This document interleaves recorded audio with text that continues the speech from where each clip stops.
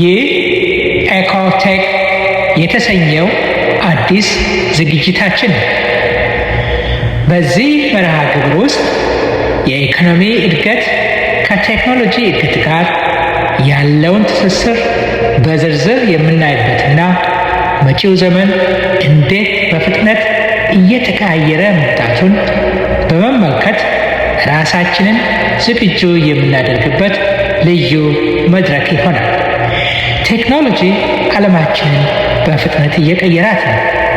እኛስ?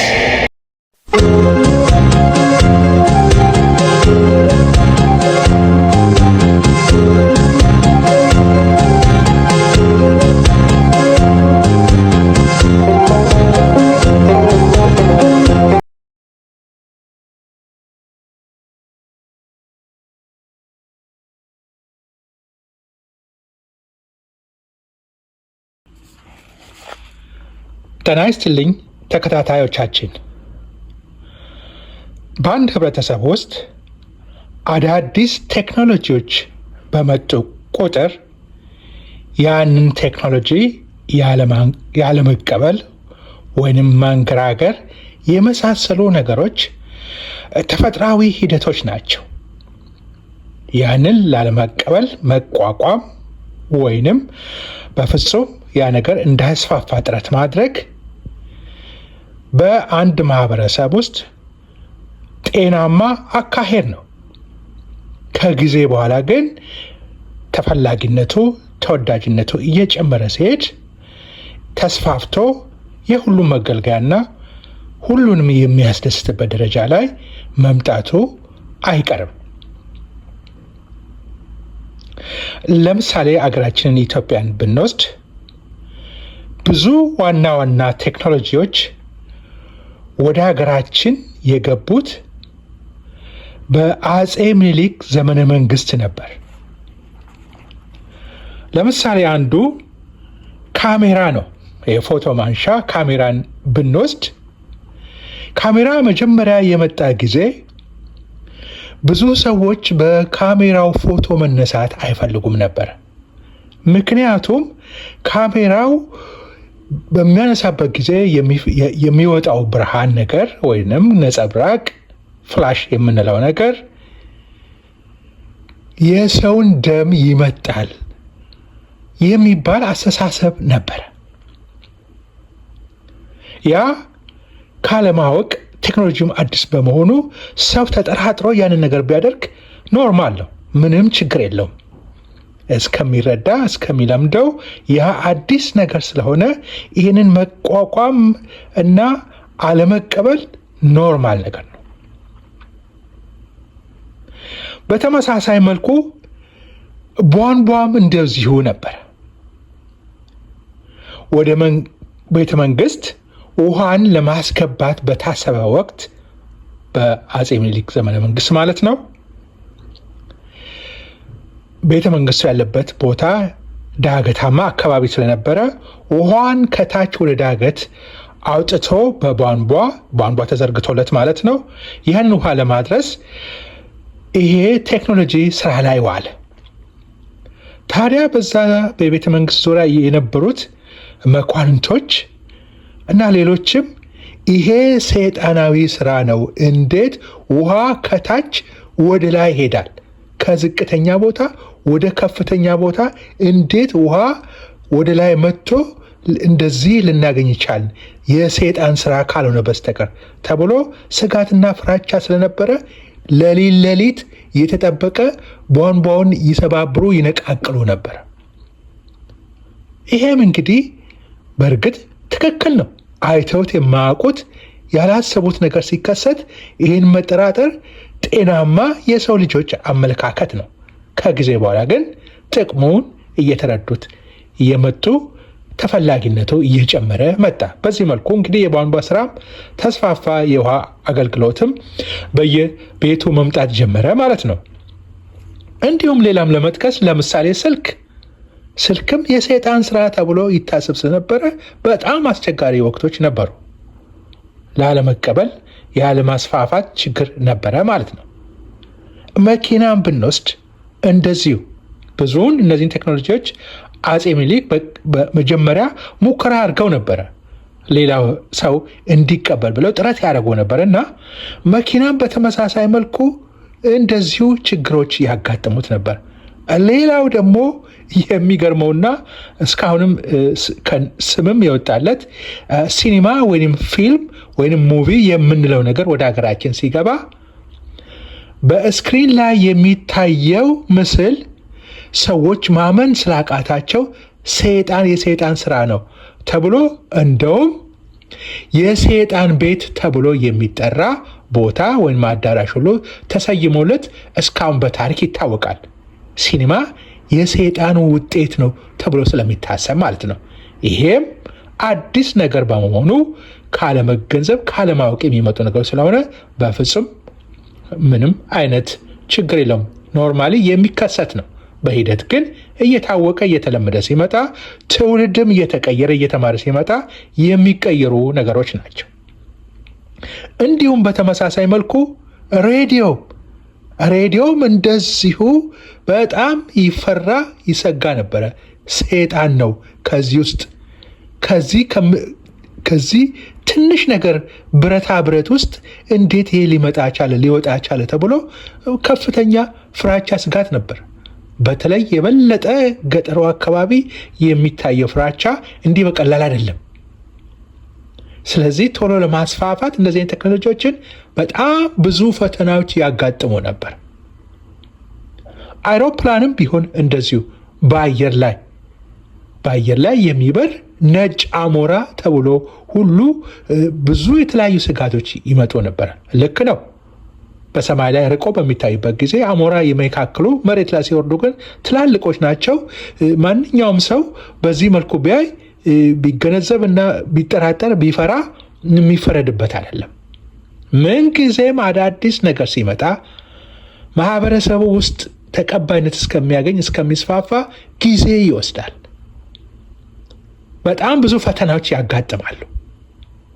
ቴክኖሎጂዎች ግን ሲሰሩ የሰውን ልጅ ችግር ያቀላሉ፣ ስራን ያቀላጥፋሉ፣ ብዙ ነገሮችን ያመቻቻሉ ተብሎ የሰው ልጆች አእምሮ በሂደት በጥረት የሚያመጣቸው ነገሮች ናቸው። የሰው ልጆች ፈጣሪ በሰጣቸው አእምሮ መሰረት ይሄንን ነገር ያገኛሉ። እንግዲህ ከእምነት አንጻርም ብንወስድ አእምሮን የፈጠረ አምላክ ያንን ነገር መፍጠርና አዳዲስ ነገሮችን ለገልጋሎት ማዋል ለሰው ልጆች በፈጣሪ በኩል የሚሰጥ ጥበብ ነው ተብሎ ነው መታመን የሚችለው። ከዚህ ልንገነዘብ የምንችለው ይሄንን እውነታ ነው። ይህን መካድ አንችልም።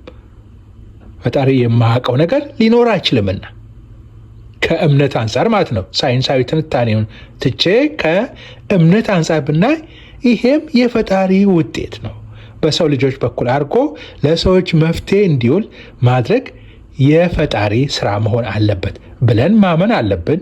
በእርግጥ ፈተናዎች ቢያጋጥሙን ጊዜያዊ ናቸው። ሲለመዱና ሁሉም ነገር በሂደት በአዳዲስ ትውልድ ዘንድ እውቀት ሲያገኝ፣ ግንዛቤ ሲያገኝ የተስፋፋ ተወዳጅነት እያገኘ ይሄዳል ማለት ነው። ታዲያ አሁን በእኛ ዘመን በአሁኑ ዘመን ደግሞ ከፍተኛ ስጋት ሆኖ የሚታየው ኤአይ አርቲፊሻል ኢንተለጀንስ ወይንም ሰው ሰራሽ አስተውሎት የምንለው ነው። አርቲፊሻል ኢንተለጀንስ ይሄም እንደ ማንኛውም የቴክኖሎጂ አይነት ነው። አርቲፊሻል ኢንተለጀንስ የኤሌክትሮኒክስ እና የሂሳብ ቀመር ውጤት ነው። ምንም የተለየ ነገር የለም። ምንም ሰይጣንነት የለውም። ምንም ነገር የለውም። ኤሌክትሮኒክስ አለ። ልክ ሬዲዮ ውስጥ የምታዩዋቸው ነገሮች ወይንም ኮምፒውተር ማለት ነው። ኮምፒውተር ውስጥ የሚሰራው በኤሌክትሮኒክስ እና የሂሳብ ቀመሮች፣ የሂሳብ ስሌቶች የሚከናወኑበት ሂደት ነው። በዚህ መልኩ አርቲፊሻል ኢንቴሊጀንስም ጊዜውን ጠብቆ ሂደትን ጠብቆ በቴክኖሎጂ እድገት ውስጥ በዚህ ደረጃ ልናገኝ ቻል። የሚያስገርመን አይደለም። ምክንያቱም ከዚህ በላይም ሌሎች አስደናቂ ለማመን የሚከብዱ የቴክኖሎጂ አይነቶችም እየተፈጠሩ ስለሚመጡ ማለት ነው። አርቲፊሻል ኢንቴሊጀንስን ለየት የሚያደርገው ነገር በብዙ ሰዎች ዘንድ ስጋት የሆነው ደግሞ የሁሉንም ሰው ስራ በሂደት ይወስዳል የሚባል አባባል ነው። ስራዎች በሙሉ በአውቶሜሽን ወይንም በኤአይ በዚህ በቴክኖሎጂ የሚሰሩ ሲሆኑ ሰዎች ስራቸውን አጥተው የገቢ ምንጫቸው የሆነውን ስራ ያጣሉ እና ያም ትልቅ ችግር ላይ ያደርሰናል የሚል አስተሳሰብ ነው ስጋት የሚሆነው። ዋነኛው ስጋት እሱ ነው።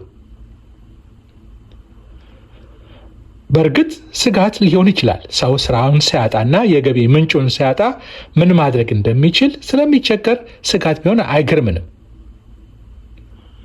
ሆኖም ግን ቴክኖሎጂ ስራን የሚያቀላጥፍ፣ ምርታማነትን የሚጨምር፣ ብዙ ችግሮችን በማቅለል ሰዎች የተሻለ የተደላደለ ምቹ አይነት ህይወት ኑሮ እንዲኖሩ የሚያደርግ ጠቀሜታም አለው። ይሄ ነው ዋናው ዓላማም ይሄ ነው።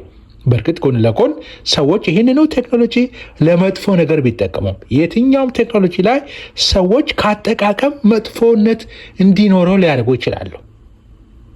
ለምሳሌ አልበርት አንስታይን ስለ ኒውክለር ስለ አቶሚክ ሳይንስ በሚያጠናበት ጊዜ በፈጠረው ግኝት የዛኑ ግኝት ውጤት በመጠቀም አቶሚክ ቦምብ እንዲሰራና ለጥፋት እንዲውልም ተደርጓል። የታሰበው ለጥፋት ሳይሆን ለጥሩ ነገር ነበር። ከአቶሚክ ኤነርጂ የሚገኘው ኤነርጂ ከፍተኛ የኃይል ፍጆታችንን ለማሟላት በጣም ስለሚጠቅመን ማለት ነው። ዋናው ዓላማ ይሄ ነው። ግን በየሂደቱ ለመጥፎ የሚያውሉ ሰዎች፣ አካሎች ወይንም ለመጥፎ ግልጋሎት ላይ ከዋለ ያው መጥፎነቱ ጎልቶ ሊወጣ ይችላል። ዋናው ዓላማ ግን አሰራሩ ያ አይደለም ቴክኖሎጂ። ስለዚህ አርቲፊሻል ኢንቴሊጀንስ በአሁኑ ዘመን እንደ ልዩ የሰይጣን ስራ ተደርጎ በመጥፎ መልኩ እየተሳለ ነው አይደለም። ኤሌክትሮኒክስ እና የሂሳብ ቀመር ስሌቶች የሚታዩበት ኮምፒውተር ውስጥ የምናያቸው ውጤቶች ናቸው።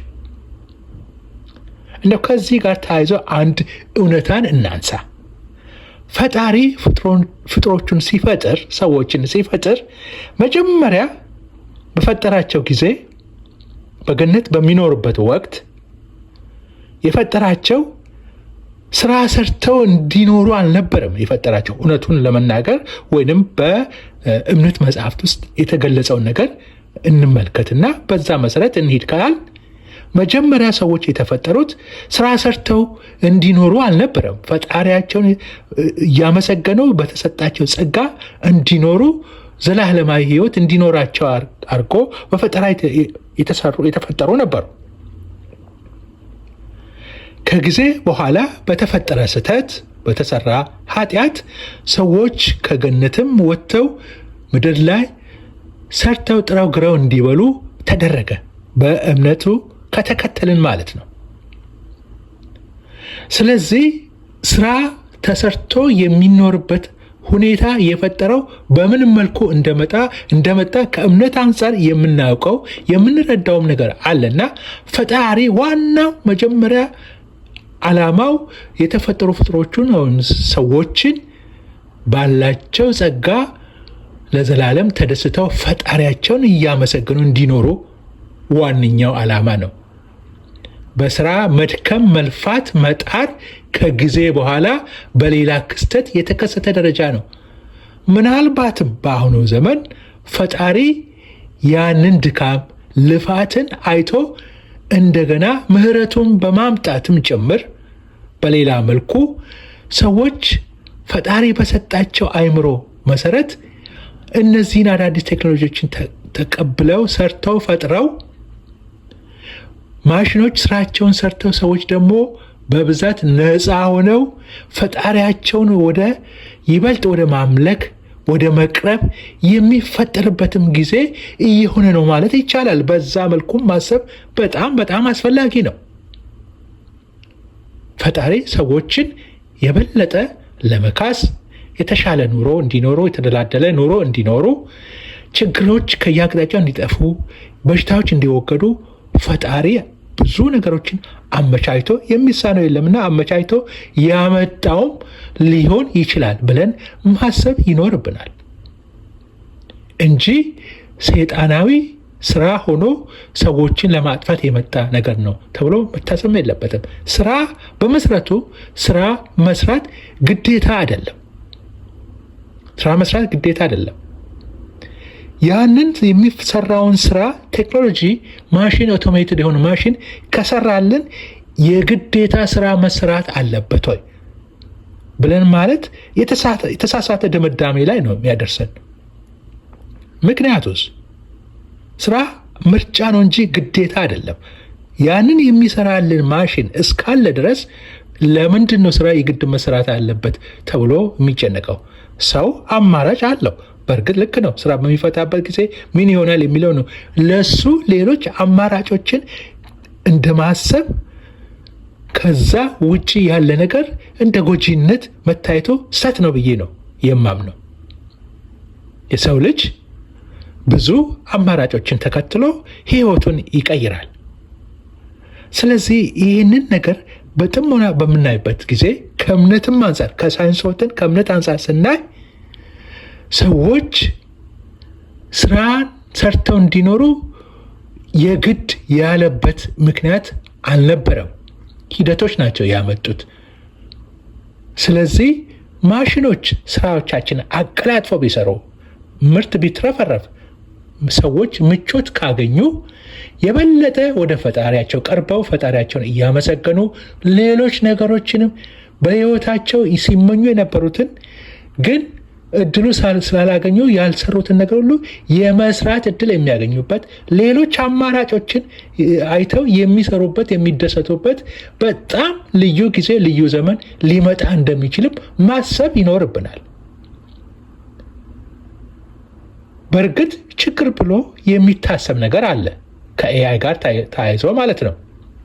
ቴክኖሎጂው በሚያመጣው አዳዲስ ግኝት መሰረት ያንን ለመጥፎ የሚያውሉ ሰዎችም ድርጅቶችም አሉ። የሰዎችን ስጋት ላይ የሚጥል ጎጂ ነገሮችም ይመጣሉ። ያ በየትኛውም ዘመን የሚመጣ ነው። ጥሩ ተብሎ ለጥሩ ነገር የታሰበ ነገር ለመጥፎ ማዋል ከድሮም ተያይዞ አብሮን የመጣ ነገር ነው። ያንን በመከላከል ጥሩ ነገሩን በማጉላት በጣም የተሻለ ብዙ ነገር የተስተካከለበትን ዓለም ልንፈጥር እንችላለን በአጭር ዘመን ውስጥ ማለት ነው። በዚህ ላይ በጣም ለየት ያለ ግንዛቤ ሊፈጠር ይገባል እንጂ ሰይጣናዊ ስራ ነው፣ የሰይጣን ስራ ነው፣ ይህን አትገልገሉ፣ ይህን አትጠቀሙ ማለት ከመሰረቱ የተሳሳተ የተዛባ ነው። ግልጽ የሆነውን ሳይንሳዊ ስራ ለምሳሌ ኮምፒውተር፣ ኤሌክትሮኒክስ እና የሂሳብ ቀመሮች ናቸው። ባለሙያዎች እኮ የሚሰሯቸውን ስራዎች ያውቃሉ። የሂሳብ ስራ ሂሳብ ሰይጣን ነው ከተባለ እንግዲህ አስቸጋሪ ነው። ኤሌክትሮኒክስ ገጣጥመን የምንሰራቸው ነገሮችም እንደዚሁ ሰይጣን ነው ካልን አስቸጋሪ ነው የሚሆነው ማለት ነው። ግን ይህ ከግንዛቤ አንጻር ነው። በሂደት ግን በአዲስ ትውልድ እየተስተካከለ እየተለወጠ ይመጣል። የበለጠም የባሰም ይመጣል። ለምሳሌ ከአርቲፊሻል ኢንቴሊጀንስ በተጨማሪ አሁን ጎልቶ ያለውና ከፍተኛ ፉክክር እየፈጠረ ያለው የኮምፒውተር ቴክኖሎጂ ውስጥ የኳንተም ኮምፒውተር ቴክኖሎጂ ነው። ኳንተም ኮምፒውቲንግ ከኳንተም ፊዚክስ ያሉ ህጎችን መርሆችን መሰረት በማድረግ የሚሰራ የኮምፒውተር ስሌት አይነት ነው። ይሄ ደግሞ የበለጠ ተአምርን የሚፈጥር ቴክኖሎጂ እንደሆነ ነው ካሁኑ እየተነገረ ያለው። አሜሪካና ቻይና በዚህ ዙሪያ ከፍተኛ ፉክክር እያደረጉበት ያለ የቴክኖሎጂ አይነት ነው። በጣም በጣም በጣም የተለየ ዘመን ሊመጣ እንደሚችል አንጠራጠርም። ዋናው ነገር ማተኮር ያለብን ቴክኖሎጂው ሁሉንም ነገር አምርቶ አትረፍርፎ ሁሉም ነገር እንዲኖር ካደረገ የሚፈጠረውን ሀብት እንዴት እንከፋፈል፣ እንዴት እንጠቀም፣ እንዴት በጋራ ለጋራ ህይወታችን፣ መኖሪያችን፣ መተዳደራችን፣ መደሰቻችን እናድርገው የሚለው ፖሊሲ ላይ ነው መነጋገር ያለባቸው መንግስታት፣ አገራት በዓለም ዙሪያ አገራችን ኢትዮጵያን ጨምሮ መሆን ያለበት። ቴክኖሎጂ የተገኘውን ምርት በሙሉ ያምርት፣ ሁሉንም ስራ ይስራ። ከዛ የሚገኘውን ጥቅም በአጠቃላይ ሰዎች መጠቀም አለባቸው እና ለሰዎች ሁሉ እንዴት ነው የሚከፋፈለው? እንዴት ነው የሚዳረሰው? ምን አይነት ህግ ነው? ምን አይነት ፖሊሲ ነው የምንከተለው? ይህንን የተገኘውን ሀብት ለመከፋፈል የሚለው ላይ ነው አተኩረን መስራት ያለብን። ለዚህ ነው ከፍተኛ ውይይት የሚያስፈልገው። የዚህ ፖሊሲ መሰረት መጣል አለበት። የሀብት ክፍፍል ማሽኖች የሰዎችን ስራ ተክተው የሚሰሩ ከሆነ